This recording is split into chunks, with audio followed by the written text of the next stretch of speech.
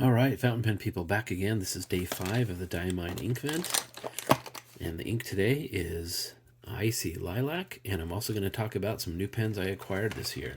So let's look at the ink real fast.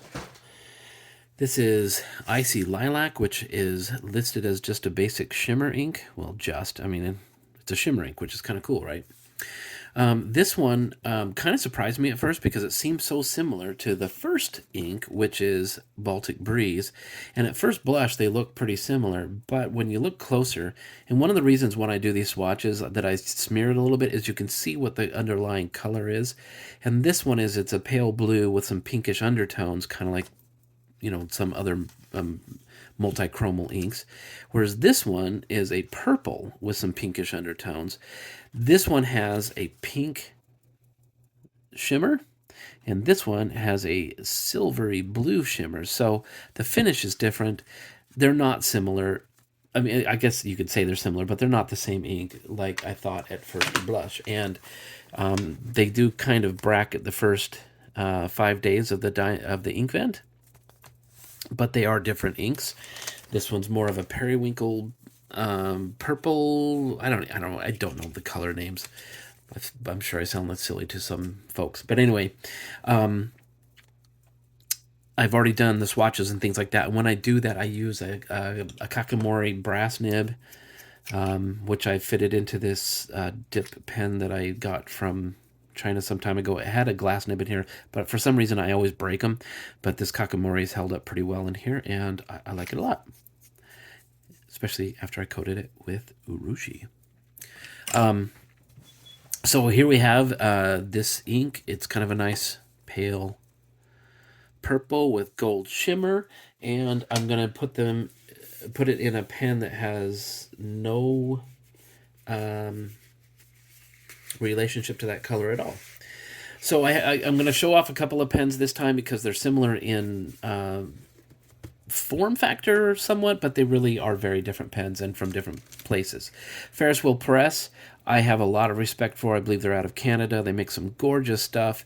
I love their inks, their ink bottles, the aesthetic, everything, how every ink has its own artwork, and then this gorgeous, gold-leafed box that this one's in. The pen slides out, and inside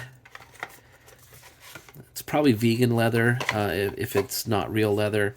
It feels very nice and very substantial. Again, very beautiful. The Canadian maple leaf at the bottom here, and inside is this beautifully olive lacquered, rather simple looking pen.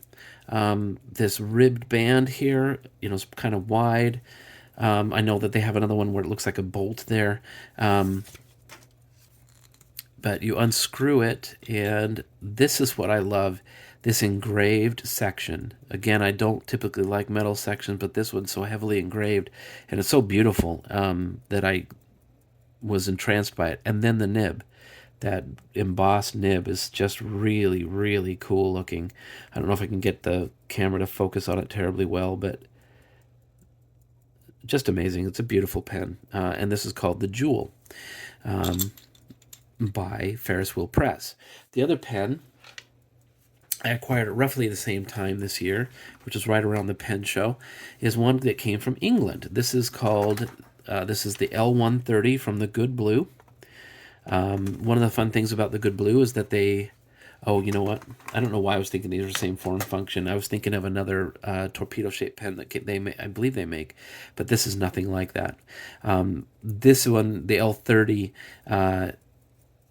again, though it's a metal pen, brass in the middle and green like I like, but the cap is really, really, oops, the section came undone.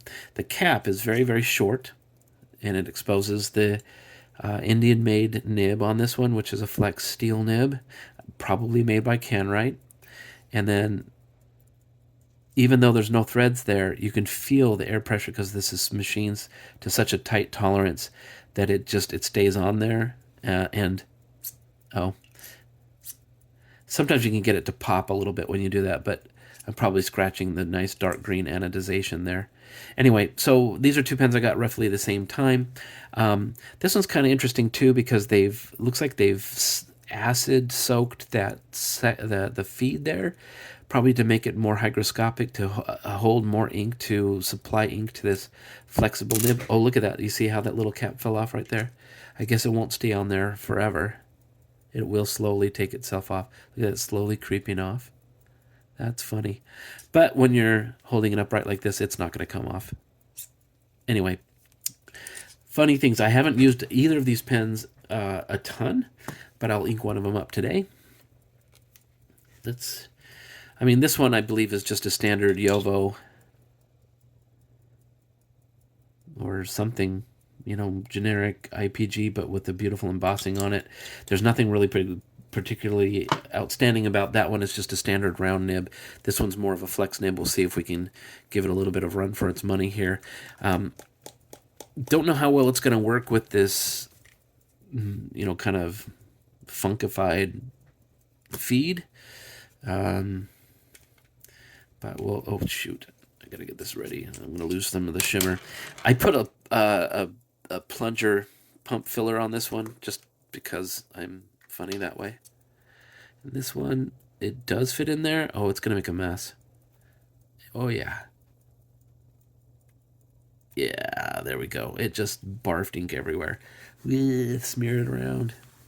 What a beautiful ink. Look at that shimmer. Isn't that awesome? And I was saying it was a purple ink. I don't know. It's got a lot of blue in it. That's fun. Look at that. Shimmering away. What a waste of ink. Holy cow. Yeah. Sorry about that, folks. That's what you get for unscripting and unplanning and unrehearsing these things. So this is the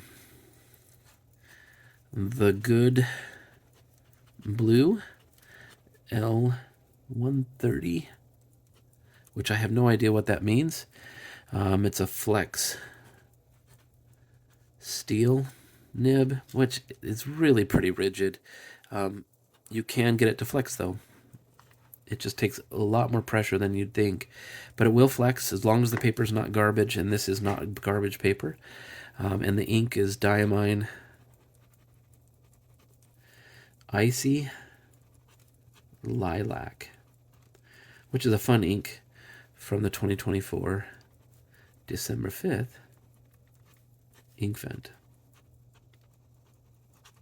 So folks, have fun with your pens.